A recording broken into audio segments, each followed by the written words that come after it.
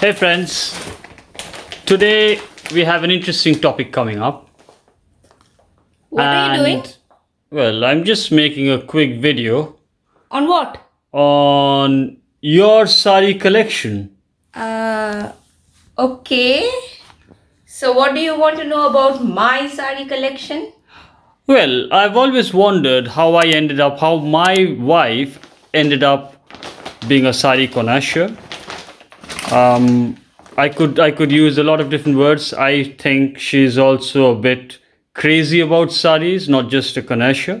Okay. But I just had some questions. I'm sure a lot of our viewers, our friends, our subscribers also have the same questions regarding your fascination with saris and your collection.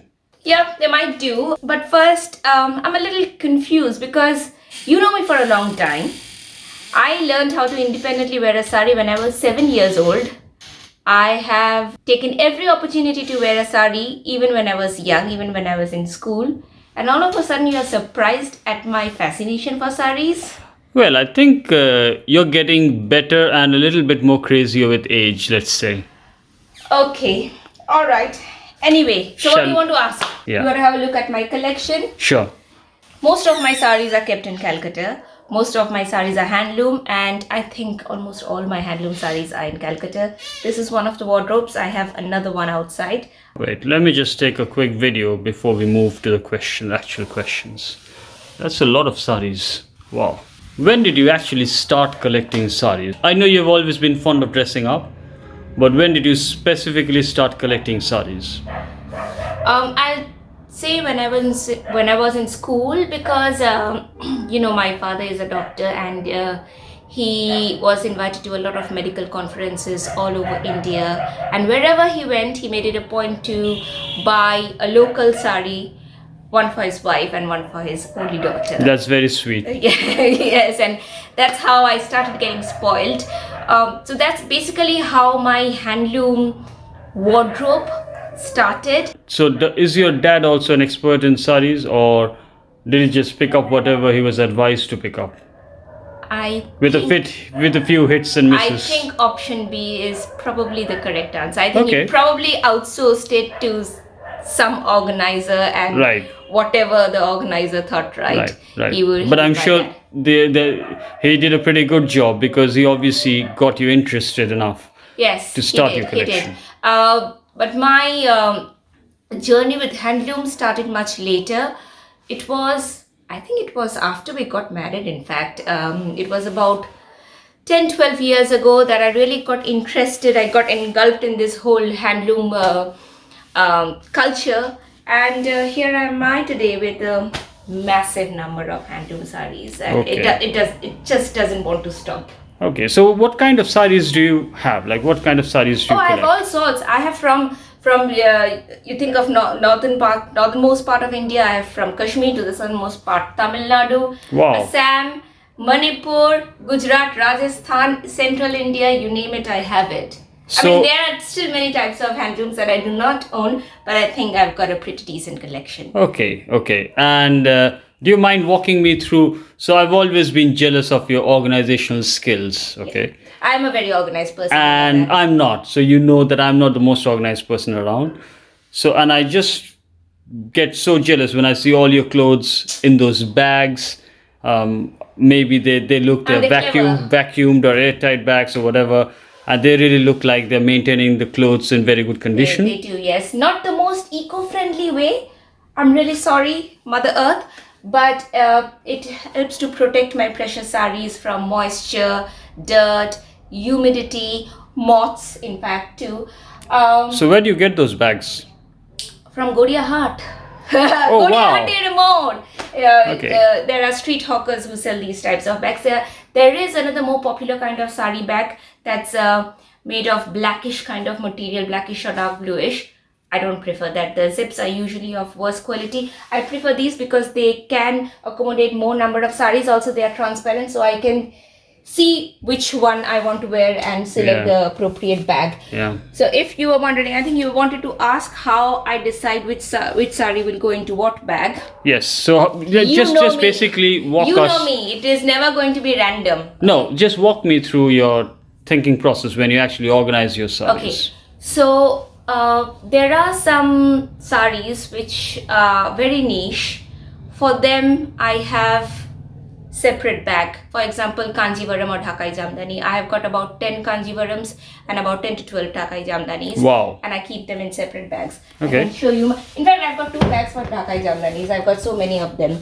These are my Dhakai Jamdani bags. Oh, wow. This bottom one is for silks of southern India.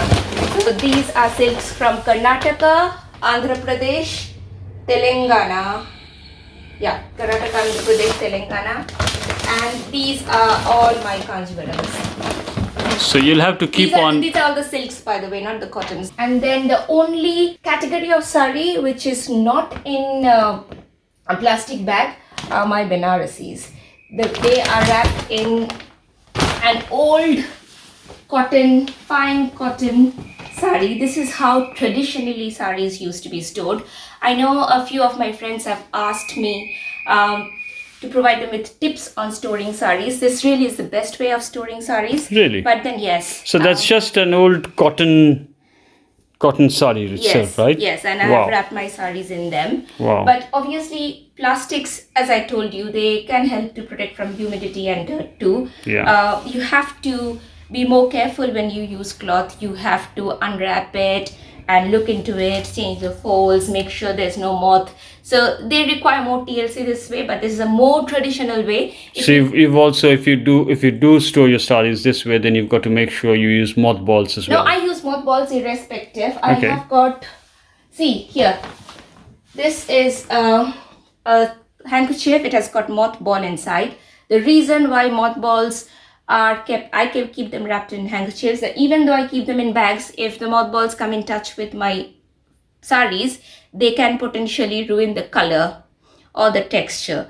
And you know how precious my sarees are. Yeah, of course. I'm not going to take any chance. This serves the same purpose. So in every we dare not risk the mothballs discoloring the sarees. No, not at all. Yeah. So in every rack, I'll have these mothballs wrapped in a handkerchief or a small piece of cloth. Right. So these are the Banarasis. In fact, if you go to any sari shop in Calcutta. Yeah, I've noticed this. Like in a lot of sari shops, they actually keep the saris wrapped up in cotton cloths. That is correct.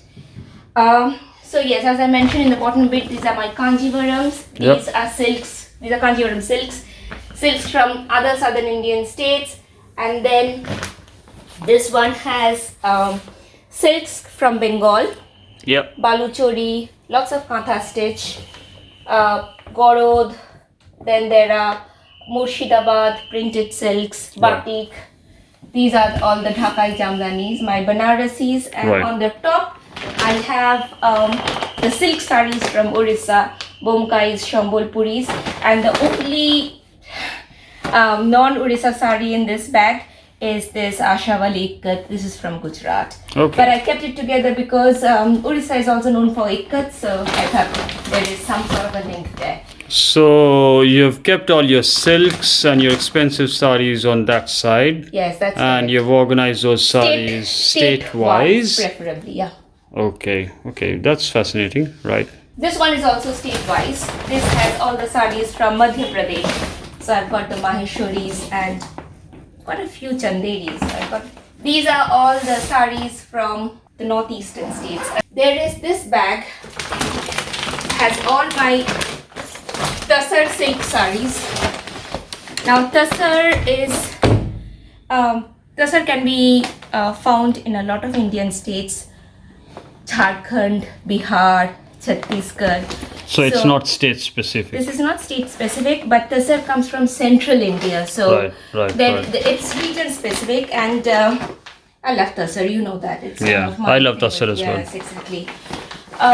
Then I have, for example, this bag has all the cottons are together. I don't keep cottons and silks in the same bag. So this has Ikkat cottons. This is from Andhra Pradesh. This is Pochampalli, in fact. I can't remember if Pochampalli is in Andhra Pradesh or Telangana. I'm really sorry, but Telangana is quite new, so Telangana is quite new, so I'm really sorry. if I got this wrong, but That's fine. this is a Pochampalli, Okay. and the other ikkats are from Orissa, but they're all ikkats here. And then these are all Bengal cotton sarees. So Dhone tant. khalis. So No, tant. they are Dhone khalis. Tant. They're Dhone So I khalis. have something to say about Tat. It's good that you mentioned it. Tat technically means handloom. A Tati means a weaver, and Tat is handloom. Right. So Tat can be either It could be silk or it could Tat be is cotton. technically loom, not handloom. Handloom is called hosto tat, and powerloom is called jontro tat. Right. So even though we tend to say tat is Bengal cotton, it's a very generic name. I mean, even Kanjivaram is technically a hosto tat. Right. So But these- maybe because in Bengal, cotton sarees were more prevalent because of the weather. Perhaps yeah, that's perhaps true. the That's word true. tant came to be synonymously used with with Bengal cotton. Bengal cotton. If Maybe. if you Because that's what I understood as well. I always thought that tant means cotton, Bengal cotton. The stiff starched.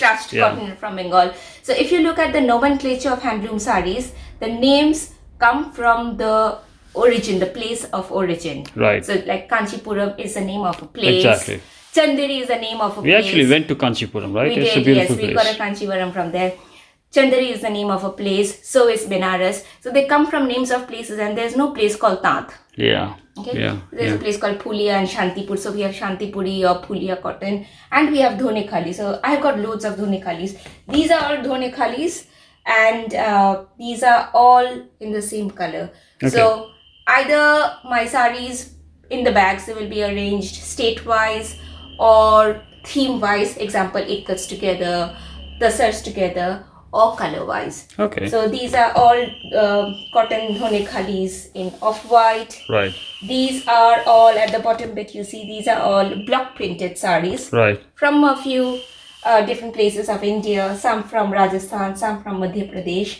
These are all, what do you call that, Lucknow chicken cotton sarees. Okay. These are all Kota cotton sarees. This one has got printed silks. This one has got sarees from Uttar Pradesh except the Benarasis. The Benarasis are all there, but this one has a jamivas and a chiffon Lucknow chicken. So it's not true that you only have expensive sarees on that side. You can have really expensive sarees on Every this side as single well. saree of mine is expensive. Every single saree of mine is a museum piece, and you. Dare I ask, which is the most expensive? What's the most expensive saree that you have in your collection? Are you going to judge me for that? I'm not. I think we are past judging. I've known you for over half my life now. I'm definitely not going to tell you the price, but the most expensive saree I own is actually a Sabyasachi saree. Okay. Come on, I'm a bong, I'm a Bengali girl. I'm crazy about sarees. I have to own a Sabyasachi saree. This probably is the most understated saree Sabyasachi has ever made. You know how fond I am of Lal Pad Chada, the white saree with red border. Right. This one was, the body is also Jamdani with a red border with embroidery and zari work. Right. And the rear part of the border is... Well, I've seen you wear it. It looks yes, gorgeous. I've worn it a couple of times. By the way, even if you decide never to buy a Sabyasachi, I suggest you visit the store once because it's so aesthetically decorated. I loved it. I loved it. You've seen how many pink Dhakai Jamdanis I have. I seem to have lots of pinks. Is that your favorite color in sarees? You know, pink is my favorite color, but I have, in fact, I buy very few pink clothes, including sarees. These are all gifts from my mother. Okay. So she knows that her daughter's favorite color is pink, so I tend to get lots of pinks from her. This last bit, they are all cotton sarees from South India. So I have got sarees from Karnataka, Gomitinian, Pattidan, Chu, then lots from Tamil Nadu, in fact. Airam Butta, I can see Madurai Sunguri, Kanchi cotton, Fascinating. Chettinad cotton, lots from Tamil Nadu and 2 from Karnataka. Fascinating. So that's all your... No, that's not all. There's another couple full. No, I'm saying that's all your South Indian... And all of these. Cottons. Yes. All of these contain The hot balls, yeah. These are not all my South Indian. I don't think these are all. I think I've got more. Let's head to the. Have I gone through all my bags here? I think so, yeah. I think it's pretty much, Yeah. yes. Let's go to the next room. And I can. You've got another storehouse. Have you taken over all our wardrobe spaces? No, not Just yet. because I've stopped buying clothes doesn't mean that you should See, take over I all. think we should make one thing clear. That you just had a look at my wardrobe. That is my wardrobe. We have another wardrobe, same dimension, exactly the same wardrobe, and that belongs to Vikram. So I'm not going to let people believe the stereotype that wives take over their husband's wardrobe. You know this very well, Vikram. In my defense, my wardrobe is half full of towels and bed covers and bed sheets right now. I can't blame me for that. You can't blame me if that's all you wear. Anyway, so this is another wardrobe of mine. Oh wow. This does not have any silk. They are only cottons, and That's a lot of cotton sarees. yes, and is it apparent that they are arranged color-wise? It's super apparent. Yellows, oranges, blues, darker pinks, lighter pinks, light greens, blacks. Then these are beige, cream, and whites. Oh wow. So there's a mishmash. There will be sarees from all over India, Right. but they are all cottons. And all of these are handloom cotton. They are all handloom cotton. So I'm not going to lie. I do have quite a few powerloom sarees, but they are not in Calcutta. All the powerloom sarees I've kept in London. From what I've seen over the last couple of years, not couple of years, last 5 or 6 years, you've really given a lot of thought behind your purchasing habits. Oh, of course. I have And- not purchased any powerloom for eons. So whatever powerloom sarees I have, I got them when I was in college. In my college days, I went through a phase where Satya Paul was suddenly very popular, Right. and there are lots of saree shops in Park Street area, and they used to sell Satya Paul knockoffs or Satya Paul inspired designs in pure Italian crepe, and I used to be one of the fans. Yeah. And I may have been guilty of gifting you a couple of those as well, right? I clearly did but not back know in the enough. day, we were not aware. We were not aware of the implications of powerloom on nature or the importance of hand weavers in our society. The more I read about them, the more I learned, the more I interacted with them, the more fascinated I have become. And you do know this, that I've come to know quite a few of them personally. The last few months of lockdown has especially been very, very hard for them. It was quite depressing for me too, because almost every day I used to receive messages on WhatsApp saying, "Didi, please buy something. We have nothing to eat." And Yeah, it's really difficult times for them, right? With coronavirus and with the cyclones, Amphan, etc., Exactly, etc. I think exactly. they have really taken a battering. it has been a tough time. So let's go back to our room. That it's more comfortable. Sure. What other question do you have? By the way, that is Vikram's wardrobe, exactly the same size as mine. So The one don't which listen is to him. the one which is full of towels and bed covers. Don't listen to him. Okay, so the next question that I have is, what are your top 3? So I'll give you 3. Which ones are your top 3 favorite sarees? Like the ones that you really want to take to the grave. Can I have the choice of taking all my sarees to my grave? No, you'll have a pyramid in which you'll be entombed with all your sarees. Don't worry about that. No, I don't. I mean, jokes apart, I don't need a pyramid. Vikram knows this very well. I want my legacy to be my handloom sarees, and sometime in future, I would like to open a museum of sarees. Wow. And So that's your vision for your sarees, for your it is my collection. vision.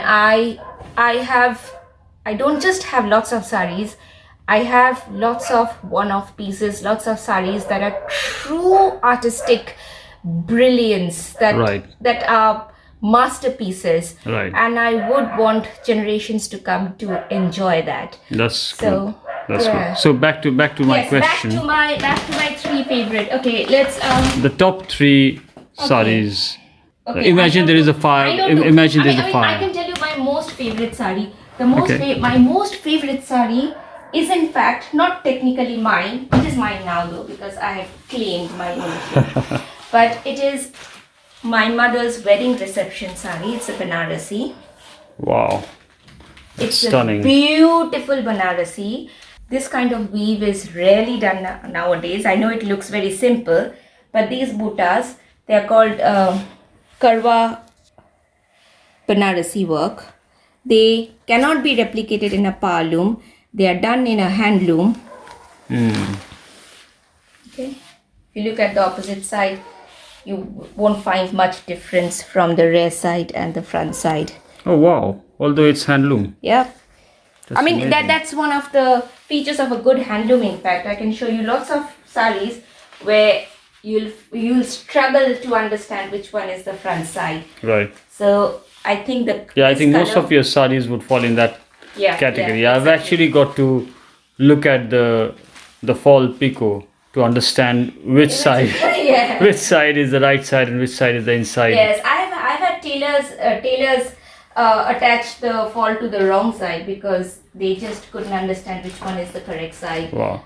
So that's your favorite saree. This one is my most favorite sari ever. The first time I wore it, I think I was in class, I don't remember, class 7 or class 9, and I caused a tear at the edge, the bottom bit of the edge. But thankfully I found someone who can sort of revive old fabrics, and that's it's now okay. So completely wearable. all of these sarees, like you mentioned, you have got lots of one-off pieces, you've got unique ones, you've got masterpieces. So how do you make sure that they stay in good shape? Like, what are the do's and don'ts? Like the absolute, can you break it down to like 3 or 4 points of do's and don'ts when storing sarees? Store them in cool, dark, dry places. That's the reason why I use these bags. Protect them from moths, hence the mothballs.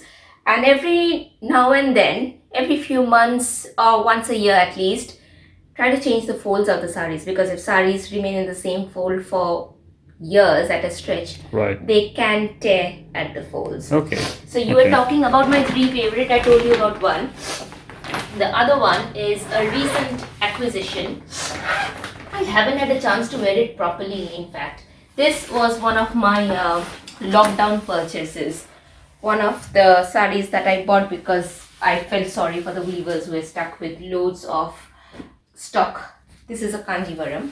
When I decided to buy this, the photograph that I saw on WhatsApp only showed this one. Was just this one. But this is an expensive saree, and I just saw this picture and I decided, okay, this looks like a masterpiece. It was just a hunch that I had. And it is indeed. If you look closely, you'll find all these tiny squares. Yep. And all the squares have different designs, and they are all hand woven. Wow. That's painstakingly done. It's painstakingly done by a master weaver, Kanjivaram. And that blue, wow. Just look at this color. It's gorgeous. It's gorgeous. Looks so beautiful. You know, I've often, if you are friends with me on Instagram or Facebook, you probably know this. I'll just open it anyway. I'm going to pull it in. Yeah. You probably know this. The Kanjivaram is my favorite weave. I love it. Can you just turn around a bit towards the light? I love Kanjivarams, and the fascination comes from Rekha. In the films from the 80s, I loved how she wore Kanjivarams, had a wrist full of bangles and a round bindi. That is my ultimate style statement. And this is the kind of saree that I think Rekha will wear. Wow, that looks gorgeous. That's beautiful, amazing. Isn't it? It's beautiful. Which one is going to be my number 3? I'd like to say the Sabyasachi saree simply because of its price. So let me get this straight. You're going to take, if you have to save 3 sarees from fire, then you'll be saving all silk sarees. You won't be taking any cotton saree with you. The Sabyasachi saree is cotton. So Okay, okay. it's so difficult for me to choose. You can't ask me to choose. You can leave it at 2. If you don't have a favorite third, then you can leave it at 2. Okay. Or shall I be completely cheesy and say my third favorite is going to be? I think you like this one. Now you've got it all coded and systematically All coded, stored. all systematically stored. Ah. The one column that you bought with your first salary. Bought from Nalli's, right? Yes. So Vikram's first employer was TCS, and he did his training in Trivandrum, and on his way back he had a layover in Chennai. So he went over to Nalli and bought sarees for his grandmother, his mother, his aunt, and his girlfriend. That's sweet. I can't say that I have not had encouragement in my journey towards a sari crazy person. Yeah. What other question do you have? I don't have any other specific questions. Just the last one. How many handloom sarees do you have in these 2 wardrobes that you just showed me? Okay. In these 2 wardrobes, there are only handloom sarees. And it's funny that you asked it because I counted it twice yesterday. You know, every time I come to Calcutta, I arrange and rearrange my sari wardrobe. Tell me about it. Yeah, exactly. That's one of my jobs. There are 239 sarees. 239 handloom sarees in these 2 wardrobes in Calcutta. Yeah. That's quite a number. So who wins the giveaway that you had organized? Okay, I'll have a quick look at my mobile because I have a name, but I just want to make sure that there has not been any other entry which is closer to the correct answer. 239, bated breaths. Let's see who has answered what. Srijata started with 250. So yes, the prize goes to Srijata Shortcut. Congratulations. Congratulations. Just hold on to that, Vikram. Let me get the saree that Srijata is going to get as a gift. Yep. So this is also one of the lockdown purchases. I have purchased so many sarees, and not just sarees, so many handicraft things during lockdown too. So I've decided to have beautiful. That looks like a lovely color. This is a handloom cotton saree with small temple border in dobby weave. That's one type of weave, and I haven't fully opened the saree in fact, but this is the pallu, and since this is a contrast border, I think the rust one is the blouse. Beautiful. Thank you. And do you have any parting messages? Encourage handloom artists. In fact, weavers are the second biggest category of people in India after farmers. They need a lot of encouragement. They are in a pretty bad state right now, and obviously they make items with their own hands.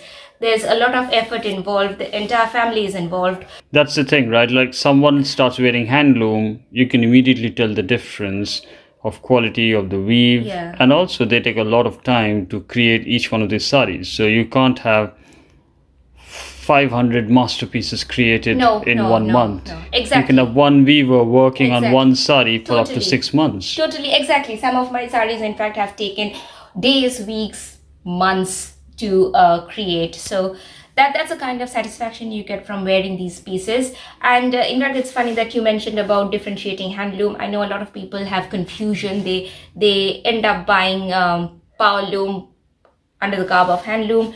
So I'm going to attach a link to one of my videos where I've clearly explained how to differentiate between a handloom and a power loom fabric. I hope you find that useful. I hope this was fun for you. I promise to have more giveaways. I have to think of interesting, fun ideas. You can drop me suggestions if you have any. And yeah, please subscribe to my channel. Yeah. Perfect. Thank you. Thanks a lot for the walkthrough, Pritha. And this was really nice. And it was an eye-opener even for me. Thank you. Thank you.